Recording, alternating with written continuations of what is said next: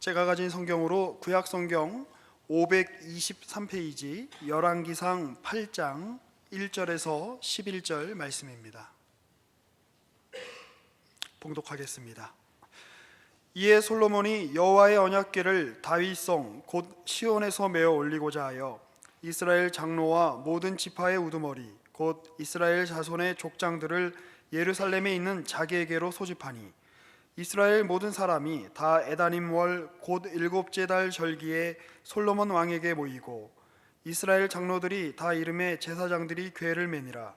여호와의 궤와 회막과 성막 안에 모든 거룩한 기구들을 메고 올라가되 제사장과 레위 사람이 그것들을 메고 올라가매 솔로몬 왕과 그 앞에 모인 이스라엘 회중이 그와 함께 그 궤 앞에 있어 양과 소로 제사를 지냈으니 그 수가 많아 기록할 수도 없고 셀 수도 없었더라.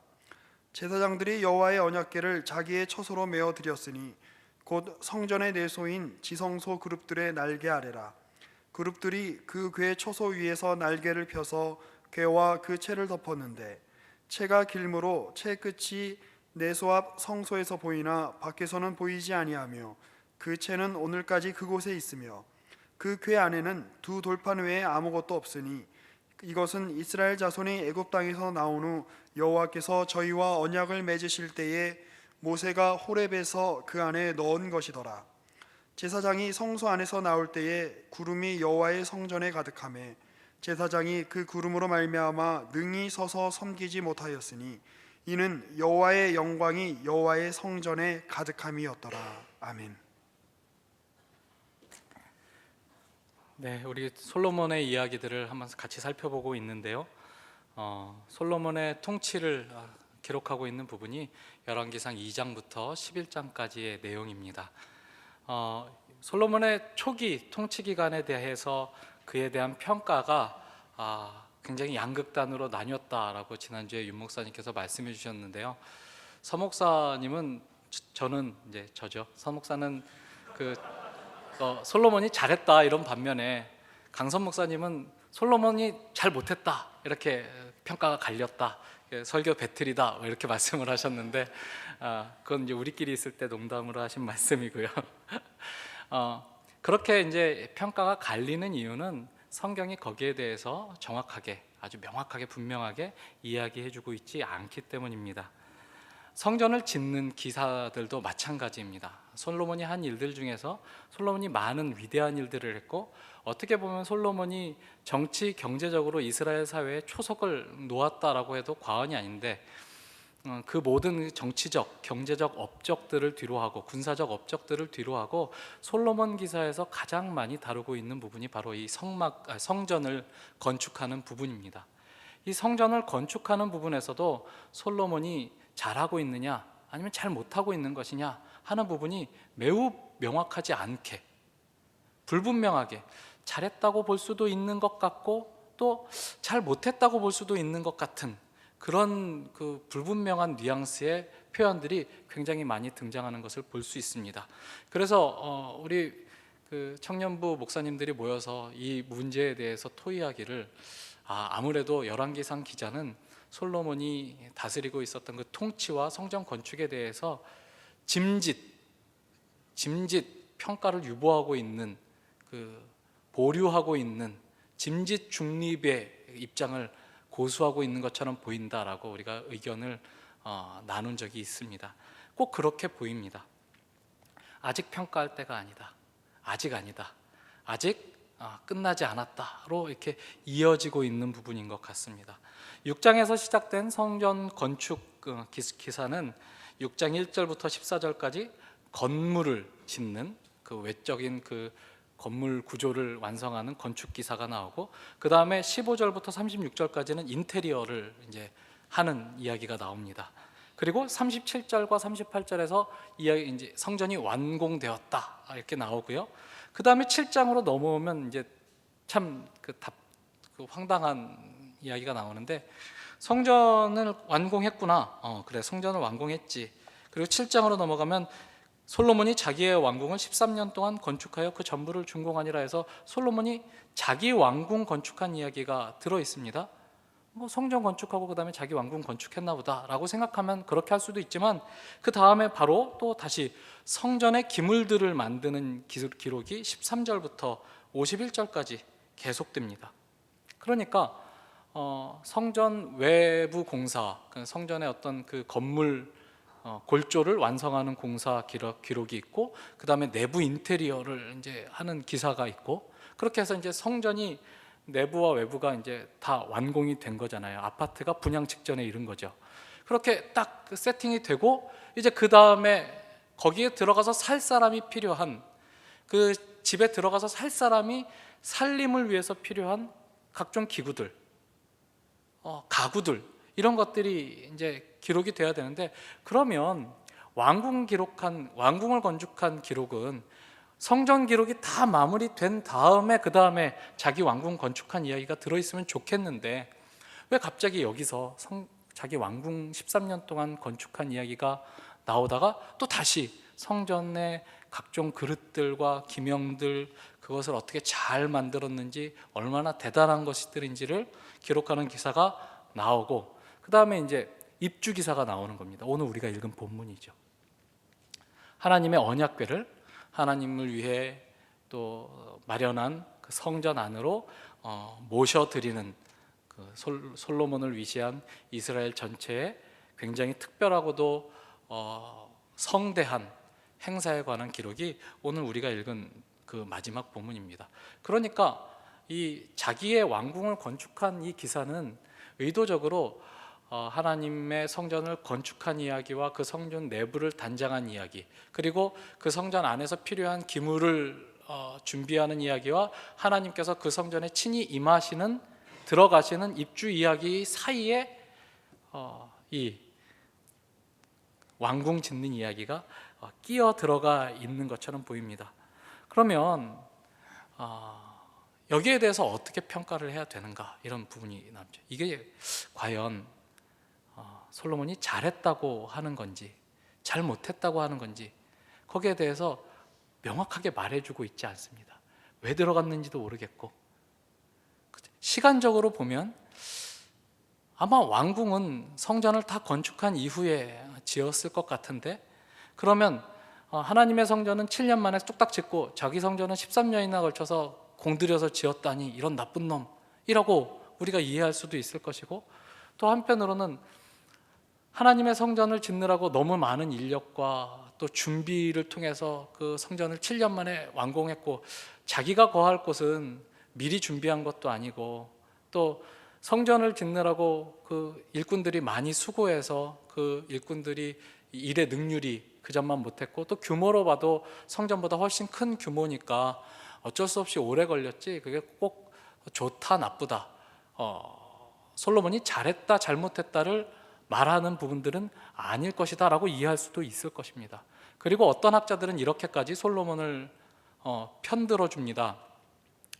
이 왕궁을 지은 이야기를 이 성전 짓는 이야기 속에 포함함으로 하나님께서 다스리고 계시다, 이스라엘을 다스리는 분, 왕궁에서 다스림이 일어나는 것이 아니라 그 왕궁을 둘러싸고 있는 하나님의 성전, 하나님의 임재, 하나님의 의지가 이스라엘을 다스림을 이렇게 문학적인 형식을 동원하여 묘사하고 있다라고 설명해 주기도 합니다. 어떤 설명이 맞습니까? 어떤 설명이 여러분의 귀에 쏙 들어오는 설명입니까? 그냥 솔로몬 나쁜 놈 해줬으면 훨씬 더 편했겠죠. 그렇지만 성경은 여기서 평가를 보류하고 있다는 것을 우리가 계속해서 살펴볼 수 있게 됩니다. 그리고 이제 하나님의 언약궤가 성전 안으로 들어가고, 그 하나님의 언약궤가 들어갔을 때 하나님의 영광이 그 성전 안에 가득하여 하나님의 임재를 상징하는 빽빽한 구름들이 성전을 가득 채워 제사장이 능히 서서 섬길 수 없을 만큼 그렇게 하나님이 임재하심이 눈에 보이게 나타났다라고 이 성전을 건축한 그 건축 기록을 마무리하고 있는 것을 보게 됩니다. 암묵적인 비난일 수도 있고 또는 긍정적으로 평가한 평가일 수도 있지만, 분명한 것은 하나님께서 말하시지 않는다는 점입니다.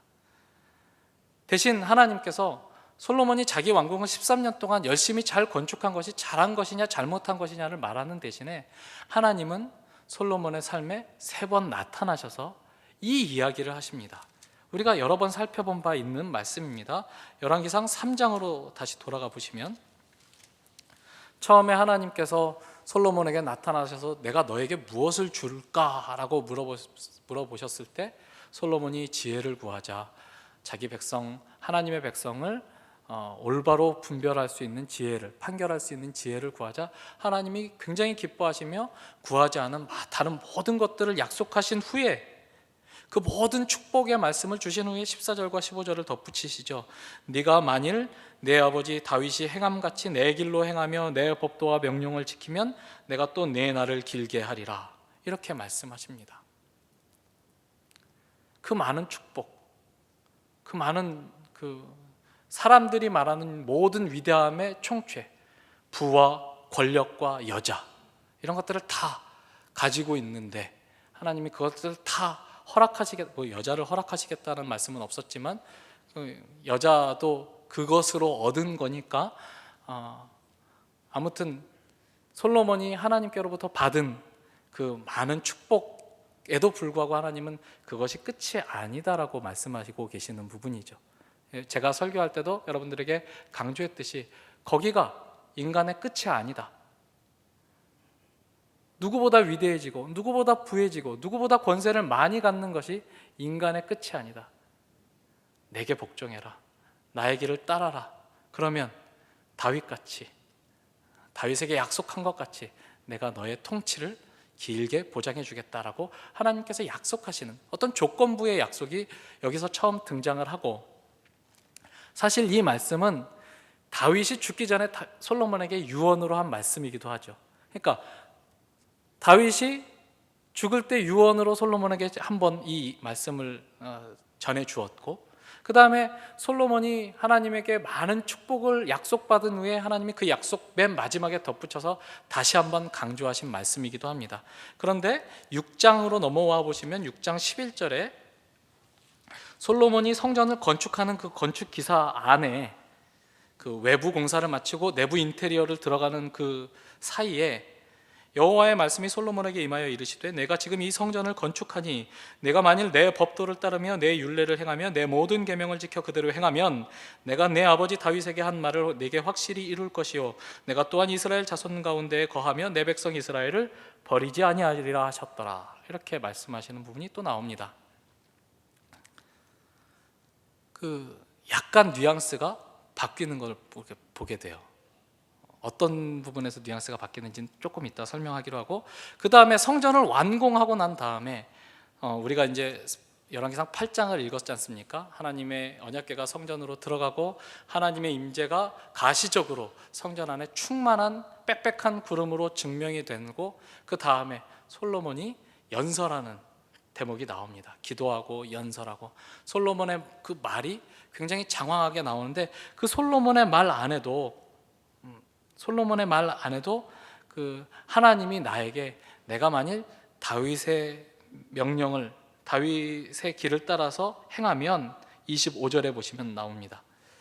8장 25절에 이스라엘의 하나님 여호와여 주께서 주의 종 내 아버지 다윗에게 말씀하시기를 내 자손이 자기 길을 삼가서 내가 내 앞에서 행한 것 같이 내 앞에서 행하기만 하면 내게서 나서 이스라엘의 왕위에 앉을 사람이 내 앞에서 끊어지지 아니하리라 하였사오니 이제 다윗을 위하여 그 하신 말씀을 지키시옵소서라고 해서, 아까 다윗이 유언으로 남겼고 하나님이 축복을 주시면서 말씀하셨고 성전을 지을 때 하나님께서 나타나셔서 말씀하셨던 그 내용을 다시금 자기가 기도로 반복하는 모습이 나오고, 그 다음에 이 기도가 다 끝난 후에 9장으로 넘어가시면 솔로몬이 9장 1절 바쁘죠? 솔로몬이 여호와의 성전과 왕궁 건축하기를 마치며 자기가 이루기를 원하던 모든 것을 마친 때 여호와께서 전에 기브온에서 나타나심 같이 다시 솔로몬에게 나타나사 여호와께서 그에게 이르시되 내 기도와 내가 내 앞에서 간구한 바를 내가 들었은즉 나는 내가 건축한 이 성전을 거룩하게 구별하여 내 이름을 영원히 그곳에 두며 내 눈길과 내 마음이 항상 거기에 있으리니 그리고 네가 만일 내 아버지 다윗이 행함같이 마음을 온전히 하고 바르게 하여 내 앞에서 행하며 내가 네게 명령한 대로 온갖 일에 순종하며 순종하여 내 법도와 율례를 지키면 내가 내 아버지 다윗에게 말하기를 이스라엘의 왕위에 오를 사람이 내게서 끊어지지 아니라 한 대로 내 이스라엘의 왕위를 영원히 견고하게 하려니와 만일 너희나 너희의 자손이 아주 돌아서서 나를 따르지 아니하며 내가 너희 앞에 둔 나의 계명과 법도를 지키지 아니하고 가서 다른 신을 섬겨 그것을 경배하면 내가 이스라엘을 내가 그들에게 준 땅에서 끊어버릴 것이요 내 이름을 위하여 내가 거룩하게 구별한 이 성전이라도 내 앞에서 던져버리리니 이스라엘은 모든 민족 가운데서 속담거리와 이야기거리가 될 것이며 이 성전이 높을지라도 지나가는 자마다 놀라며 비웃어 이르되 여호와께서 무슨 까닭으로 이 땅과 이 성전에 이같이 행하셨는고 하면 대답하기를 그들이 그들의 조상들을 애굽 땅에서 인도하여 내신 그들의 하나님 여호와를 버리고 다른 신을 따라가서 그를 경배하며 섬김으로 여호와께서 이 모든 재앙을 그들에게 내리심이라 하리라 하셨더라. 계속해서 하나님께서 다윗에게 약속하셨던 그 약속의 내용들이 어떤 조건부와 연결되어서 강조되고 있는 모습을 우리가 보게 됩니다. 하나님께서 솔로몬에게 나타나셔서 너 지금 잘못하고 있다. 너 그렇게 하면 내가 너 벌할 거다. 그리고 솔로몬의 몸을 상하게 하시든가 아니면 솔로몬이 그 왕위에 큰 부담이 가는 어떤 대적을 일으키시든가 하는 그런 일들을 하시지 않고 솔로몬이 하는 대로 지켜보십니다. 솔로몬이 원하는 것을 하게 하세요. 성전을 짓고 싶어 했고 그 성전을 짓기 위해서 계획하고 그 계획을 진행하시니까 그 계획을 진행하게 하세요. 그리고 그 속에서 나타나셔서 내 명령과 내 율례와 내 법도를 따라 행해라. 그것이 네가 할 일이다. 지난주에 윤 목사님께서 말씀하셨듯이 성전의 화려함이 그 통치의 위대함이 텍스트가 아니라 이 세상 속에서 내게 주어진 삶의 시간 동안 내가 내게 허락한 이스라엘을 다스리는 그 날 동안 내 아버지 다윗이 내 길을 따랐던 것처럼 너도 내 길을 따라야 한다. 그것이 너에게 원하는 전부다라고 하나님께서 방향을 재설정하도록 일깨워주고 계시는 그 말씀을 때마다 그 중요한 때마다 나타나셔서 솔로몬에게 주고 계시는 그런 말씀들을 우리가 만나게 됩니다.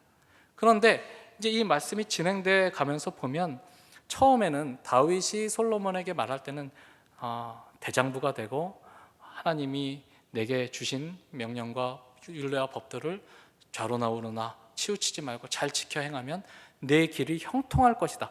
형통하리라 라고 약속했고 그 다음에 하나님께서 나타나셔서 축복을 네가 지혜를 구했으니 내가 네가 구하지 않은 다른 것들도 더하여 줄 것이다. 그 모든 약속을 주시고 그 다음에 네가 내 아버지 다윗이 행함같이 내 앞에서 행하면 내 날을 길게 하리라. 내 다스림이 길어지게 하리라. 내게 준 권세를 오래도록 유지할 수 있도록 내가 축복해 주리라 라고 말씀하셨습니다. 그런데 성전을 짓던 대목에서 6장에서는 네가 그들을 행하면 그 조건절은 같습니다. 내 뜻을 지켜 행하면 내가 내 아버지 다윗에게 약속한 것을 확실히 이룰 것이요 내가 또한 이스라엘 자손 가운데 거하며 내 백성 이스라엘을 버리지 아니하리라. 굉장히 소극적인 그리고 또 부정적인 뉘앙스의 표현이 이제 처음 등장을 합니다. 그리고 9장으로 넘어오면 본격적으로 그 하나님이 경고의 메시지를 솔로몬에게 던지고 있는 것을 우리가 보게 됩니다. 내가 네가 나를 따르면 경배하면 내 법도와 율례를 순종하고 지키면 내가 이스라엘의 왕위를 견고하게 할 것인데 만일 너나 내 후손이 돌이켜 다른 신을 섬기고 그것에게 절하고 나를 배반하면 분명히 망할 것이다. 멸망할 것이다. 내가 내 이름을 위하여 지은 이 성전을 아끼지 않고 내팽개칠 것이다. 그리고 너희들은 온 민족 앞에서 속담거리가 될 것이다. 쟤네들 왜 저래? 쟤네들이 하나님을 배반하고 자기들을 애굽에서 인도하여 이곳에서 살게 하시고 안식을 주신 하나님을 배신하고 하나님 다른 신을 섬겨 그것을 따라서 이스라엘의 하나님 여호와께서 그들을 향하여 진노하셨기 때문이라고 말하게 될 것이다 라고 굉장히 분명하게 경고의 말씀을 더해 주시는 것을 보게 됩니다. 하나님은 솔로몬의 삶에서 때마다 나타나셔서, 솔로몬이 무슨 일을 할 때마다 나타나셔서 너 그거 잘하는 거다, 너 그건 잘못하는 거다, 그렇게 하면 안 돼, 잘해야 돼, 너 혼나, 벌 내려, 이렇게 말씀하시는 것이 아니라 솔로몬에게 긴 시간을 허락하시고 솔로몬이 그 마음에 원하는 것을 하도록 허락하시며 솔로몬의 자유와 선택과 그의 계획을 존중하시며, 그러나 그것으로 말미암아 방종하게 되지 않도록, 하나님을 배신하지 않도록, 왕 위에 오른 목적이 어디 있으며 하나님께서, 이스라엘의 왕이신 하나님께서 그 왕의 통치를 대행하는 이스라엘의 왕인 솔로몬에게 원하시는 바가 무엇인지를 계속해서 일깨워 주시기만 하시죠. 이런 뉘앙스의 그 변화를 지켜볼 때 우리는 솔로몬이 아주 잘하고 있다라고 말할 수는 없다고 보여집니다. 왕궁을 건축한 이야기도 어쩌면 솔로몬이 무언가 잘못하고 있지 않나라는 뉘앙스로 읽기를 바라는 대목이 아닌가, 그렇게 생각이 됩니다. 그러나 하나님은 솔로몬을 조종하시지 않습니다. 그러면 그냥 내버려 두시는 걸까요? 왜?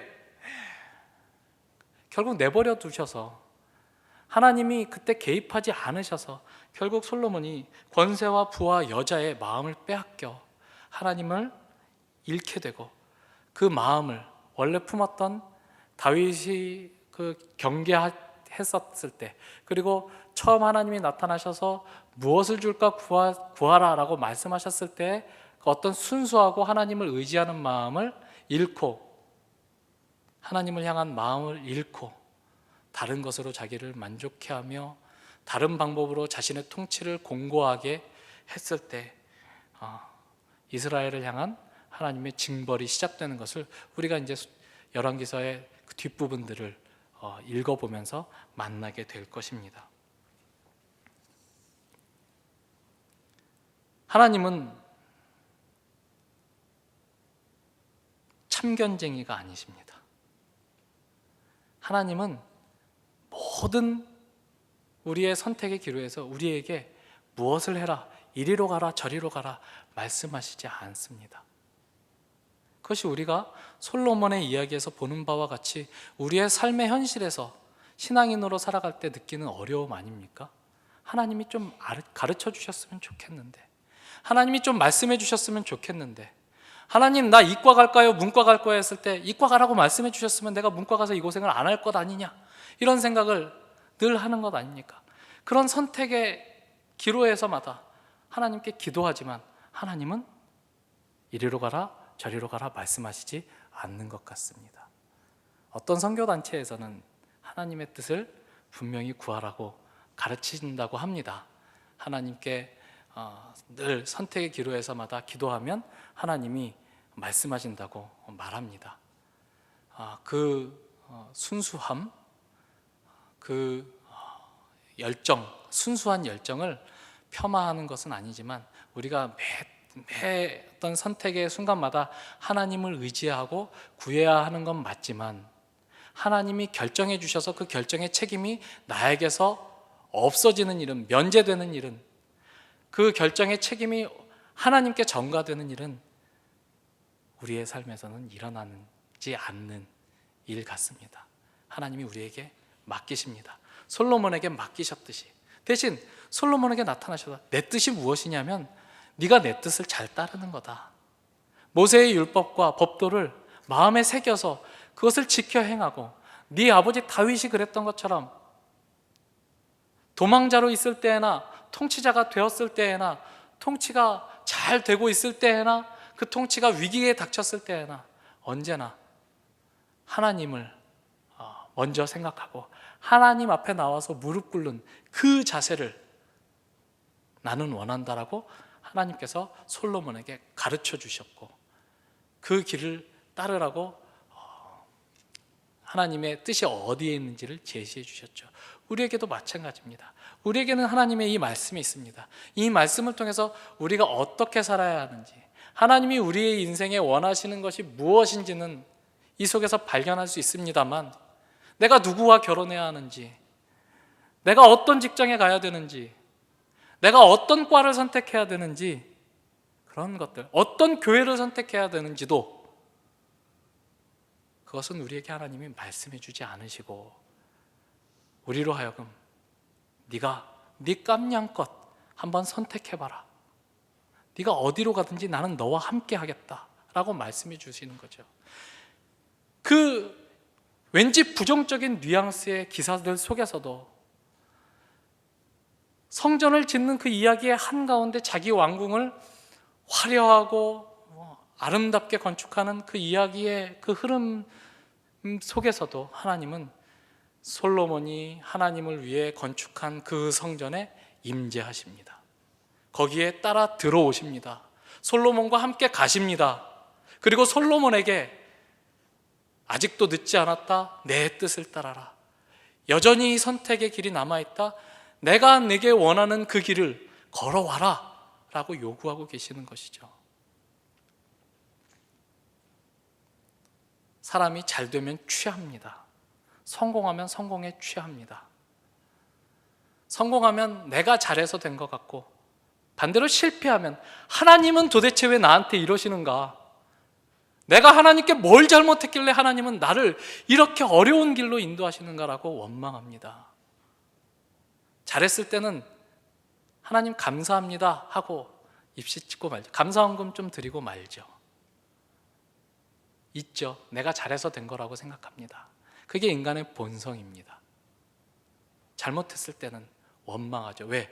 내가 잘못 선택한 그 선택에 대해서 책임을 져야 하는 상황에서 하나님이 좀 힌트를 주셨으면 내가 다른 길을 선택했을 것이고, 그 다른 길을 선택했다면 이 책임을 지지 않아도 됐을 것인데, 하나님이 그때 내게 말씀해 주지 않아서 이 책임을 내가 지금 지고 있다. 그럼 하나님이 잘못한 거 아닙니까? 하나님 날 사랑한다며요. 하나님 나를 좋은 길로 인도하시겠다면서요. 여호와는 나의 좋은 목자라면서요 라고 우리가 하나님을 원망하게 되는 것이죠. 제가 청년일부를 담당하면서 얼마나 많이 그런 불평과 원망과 호소를 들었는지 모릅니다. 아직 순수하기 때문에, 아직 그 마음이 하나님을 향해서 어떤 열정들이 남아있기 때문에, 삶의 경험으로 인해서 자신이 알고 있었던 것을 아직 포기하지 않았기 때문에 저에게 와서 그런 소리를 했다고 생각하고 믿어요. 아닙니다. 우리가 선택한 것이고, 내가 못나서 잘못한 것이고, 그 잘못에 대한 책임은 내가 져야 합니다. 자, 이제 한국교회가 부흥했습니다. 마치 솔로몬이 많은 축복을, 자기 자신도 감당할 수 없는 축복을 받아서 그 축복에 파묻혀 함몰돼 멸망의 길을 자초했었던 것처럼, 한국교회도 너무나 많은 축복을 받아서 이제 그 축복에 질식해 가는 것이 아닌가 싶은 이 때를 우리가 지나고 있습니다. 하나님은 우리에게 말씀하십니다. 내가 잘못해서, 내가 잘못 인도해서 그런 것이 아니라 네가 오해해서 그런 것이다. 내가 준 축복을 네가 오해해서 이 지금의 상황들이 펼쳐지고 있다. 아직 늦지 않았다. 돌이켜라, 회개해라, 내 길을 쫓아라. 그런 것들에 다른 사람들이 부러워하는, 세상 사람들이 부러워하는 것에 초점을 맞추지 말고, 오늘 지금 하나님께서 나에게 원하시는 바가 무엇인지를 다시 한번 곰곰이 생각해봐라 라고 솔로몬에게 말씀하시듯이 우리에게 말씀하시는 겁니다. 그렇게 잘 따라오면 내가 너희와 함께 하겠다가 아니라 어떻다고요? 그 속에 함께 하시면서 그 요구를 하시는 겁니다. 그러니까 이 솔로몬의 성전에 하나님이 임재하시는 이 대목은 여러 가지 면에서 처음 이스라엘이 광야에서 성막을 건설하고 그 성막에 하나님이 임재하셨을 때와 매우 흡사해 보입니다. 하나님이 성막을 지으라고 말씀하시고 그 성막의 식양들을 소개해 주신 후에 어떤 일이 일어났는지 아십니까? 이스라엘이 황금으로 송아지를 만듭니다. 하나님과 언약을 맺었는데, 언약을 맺은 지 허니문이 채 끝나기도 전에 배반을 때리고 간음을 행하는 거죠. 영적인 간음을 행하는 거죠. 그래서 하나님이 심히 진노하셔서 내가 저들을 쓸어버리겠다, 다 죽여버리고 모세 너로 말미암아 새로운 민족을 일으키겠다 라고 말씀하지, 화를 내시고 진노하시지만 모세가 중보하여 하나님의 진노를 누그러뜨리고 하나님이 진노를 돌이키시고 그 죄 많은 이스라엘, 그 신실하지 못한 이스라엘과 내가 그래도 그들과 함께 하겠다라고 약속해 주십니다. 그리고 나서 다시 두 번째 돌판을 받고 두 번째 성막을 짓는 이야기가, 그러니까 처음에는 성막을 이렇게 지어라가 나오고 금송아지 사건이 나오고 그때 하나님이 지으라고 말씀하신 대로 성막을 짓는 이야기가 나오고 그 성막에 그 이스라엘 사람들 한가운데 하나님의 임재가 가시적으로 임하시는 장면이 나오는 겁니다. 솔로몬이 비록 연약한 인간이고 왠지 잘 못하고 있는 것 같고 왠지 잘못된 길로 가고 있는 것 같은 그때에도 하나님은 솔로몬과 함께 하십니다. 우리가 뭔가 잘못하고 있는 것 같은 깨림칙한 기분이 들 때에도 하나님은 여전히 우리와 함께 하십니다. 대신 우리를 조종하지 않으실 뿐이죠. 또 대신 우리에게 말씀하십니다. 너 무엇을 쫓아 살아가고 있느냐? 너 어디를 바라보고 있느냐? 돌이켜라. 나를 바라봐라. 내가 온 세상의 주인이다. 내가 다스리는 것이다. 너는 나의 다스림을 대리하는 통치자일 뿐이다. 솔로몬에게 말씀하시듯이 우리 인생에 말씀하시고 우리 인생의 올바른 방향이 어디인지를 날마다 때마다 우리가 성경을 열어볼 때마다 하나님이 가르쳐 주시죠. 가르쳐 주시고 가르쳐 준 대로 행할 때에만 우리와 함께 하시고 행하지 않으면 우리를 떠나시는 하나님이 아니라 우리와 함께 하시고 우리와 묶여 계셔서 언약 백성으로 우리의 하나님이 되시고 우리가 하나님의 백성이 되어 우리의 모든 잘못된 선택 속에서도 잘못된 선택으로 말미암아 약이 된 모든 암울한 상황 속에서도 하나님이 여전히 우리와 함께 하시며 우리를 향해 어떤 발언들을 행하시고 계시다는 것을 우리가 이 솔로몬의 성전 완공 기사와 그 성전에 가득히 하나님이 임재하시는 기사, 그리고 그 성전을 짓는 내내 하나님께서 말씀하셨던, 솔로몬에게 주셨던 말씀들을 통해서 우리가 우리의 삶을 돌아보게 하시는 말씀이라고 생각합니다.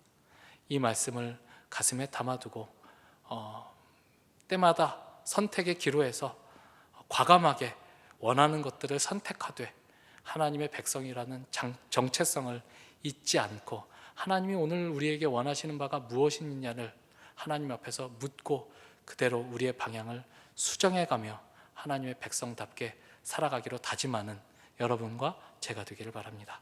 기도하겠습니다.